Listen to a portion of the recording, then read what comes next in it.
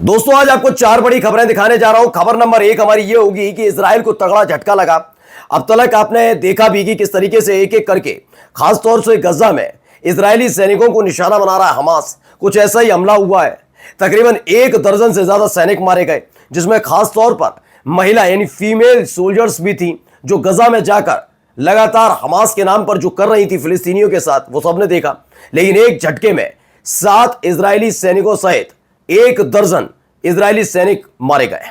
इसी के साथ साथ आपको गजा के हालात भी दिखाऊंगा, कैसे हालात वहां पर बनाए जा रहे हैं।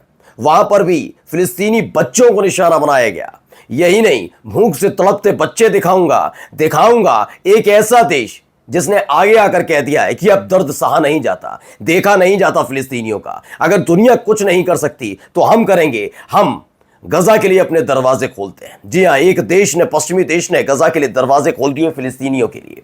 और इसी के साथ साथ आज दिखाऊंगा इजराइल का सरेंडर, कि कैसे वो डर गया है, घबरा गया है ईरान की मिसाइलों से। उसने कह दिया कि बाप रे बाप, अगर 480 किलोमीटर से ज्यादा रेंज की मिसाइल ईरान ने बनाई तो बर्दाश्त नहीं होगा, क्योंकि बहुत नुकसान हुआ है। वहीं आपको दिखाऊंगा एक देश ऐसा भी है जिसने इजराइल से बड़े शिद्दत के साथ ड्रोन खरीदे थे, अब मुंह पर दे मारे हैं। नमस्कार, मैं हूं प्रज्वल गौतम और आप देख रहे हैं the live TV. The live TV, सच सबसे आगे। शुरुआत इस तस्वीर के साथ कर रहा हूं। ये 7 खूबसूरत महिलाएं जो फीमेल सोल्जर्स हैं, ये अमूमन कहां काम कर रही थी? ये गजा में जाकर काम कर रही थी। गजा में अब सोल्जर हैं, सैनिक हैं, इजरायली सैनिक हैं, तो ये लाड़ प्यार दुलार तो करने जाएंगी नहीं हमास से या फिर गजा में फिलिस्तीनी बच्चों से, बूढ़े बुजुर्गों की सेवाएं तो करने जाएंगी नहीं। क्या कर रही थी ये सब जानते हैं। अब खबर क्या आई, इजराइल के रेडियो ने बताया 7 female soldiers from an armed unit were blown to pieces after their vehicle lost its way and was hit by an IED during a sweep operation in Rafah में यह हमला हुआ है। बताया गया ये एक गाड़ी पर सवार थी जो इनकी आर्मी की गाड़ी थी। अचानक से रास्ता भटक गए और ये ऐसी जगह पहुंच गए जहां पर माइन बिछे हुए थे, और जहां माइन बिछे थे वहां आईईडी ब्लास्ट होता है और साथ के साथ ये इजरायली सैनिकों की मौत हो जाती है। ये अपने आप में एक बड़ी खबर है। 7 फीमेल सोल्जर्स एक साथ मारी गई हैं। नुकसान सिर्फ इजराइल का इतना भर नहीं है दोस्तों, ये 3 चेहरे भी देख लीजिए। सरप्रेस्ड न्यूज़ है। इस बताया Israeli tank was targeted by the resistance, यानी लड़ाकों की तरफ से जो फिलिस्तीनी लड़ाके हैं उन्होंने ये हमला किया, एक इजरायली टैंक को निशाना बनाया।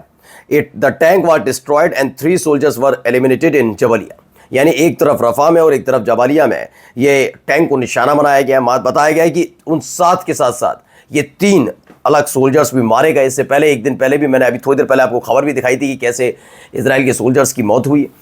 और भी कई अलग अलग जगह ऐसे हमले हुए जिसमें इजराइल को बड़ा ज़बरदस्त नुकसान हुआ। वैसे ही इजराइल के पास लड़ने के लिए अब सैनिक बचे नहीं हैं। जितने बचे कुचे हैं उनमें से ज़्यादा, आधे से ज़्यादा पागल हो चुके हैं, क्योंकि लगातार लाशें देख रहे हैं। वो अपने सरकार, अपने बड़े अधिकारियों की तरफ से बन रहे प्रेशर को झेल नहीं पा रहे। हमास का डर गजा के अंदर इतना है, भाई गढ़ है उनका हमास का गजा, तो वहाँ डर इतना है, दिन में जागना पड़ता है, ऑपरेशन को अंजाम देना है, रात भर सो नहीं पाते कहीं हमास के लड़ाके अटैक ना कर दें। बहुत दिक्कतों का सामना इजराइल के सैनिकों को भी करना पड़ रहा। तो आधे से ज़्यादा पागल हो गए, कई मारे गए, कुछ विद्रोही हो गए। तो ऐसे में इजराइल के पास सैनिक नहीं है।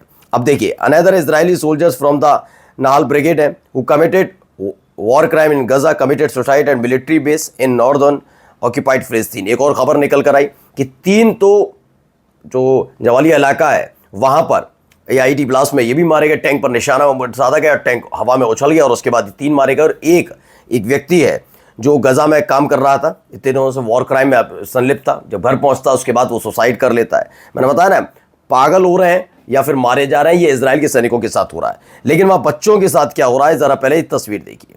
ये एक वीडियो निकल कर सामने आई है, ये वीडियो देखते जाइए। तो स्ट्रेचर पर लाया जा रहा है। माफ़ी चाहेंगे, कुछ तस्वीरें ब्लर करनी पड़ेंगी। ये ब्लर करने वाली तस्वीरें इसलिए भी हैं क्योंकि हालात बहुत ख़राब करने कुछ।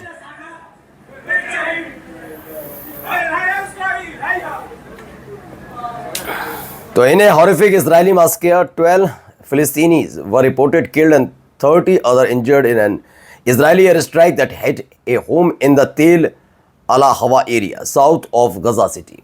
दक्षिणी गजा में तेल अल हवा इलाका है, वहाँ पर एक घर को निशाना बनाया गया। इजराइल का एयर स्ट्राइक हुआ जिसमें 12 लोगों की मौत की खबर है और 30 अलग जो है घायल हैं। ये हालात वहाँ पर बनाए जा रहे हैं। सोचिए निशाना किसको बनाया जा रहा है, सिर्फ और सिर्फ नागरिकों को। नागरिकों को निशाना सिर्फ बम गोला बारूद से नहीं बना रहे। ये तस्वीर भी देख लीजिए क्या है।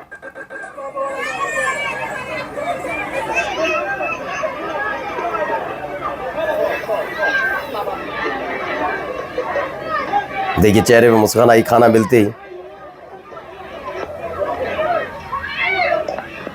बच्चे के चेहरे पर मुस्कान भी आती है जैसे ही खाना दिखता है।